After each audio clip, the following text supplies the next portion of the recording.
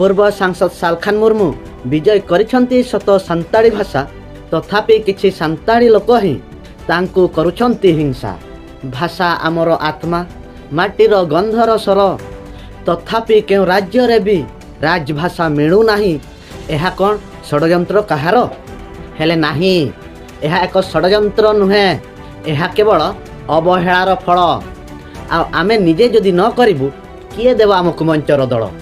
पंडित रघुनाथ मुर्मू मध्य अल टिकी देले एवं आलोक जड़ाइले अक्षरर, किंतु आमे जदि पढ़िबु नाही तेबे केमिति बढ़िबो सम्मानर घर। षडयंत्र भावी बसी रहिले समय हसी हसी जीव आम परे। जागृति हेउछि एकमात्र शक्ति जहा आमकु नेबो आगकु सुपथरे। प्रिय बंधु माने वीडियो किपरि लागिला कमेंट करिकि जणेबे। वीडियोटा भलो लागिथिले लाइक एवं सब्सक्राइब करंतु।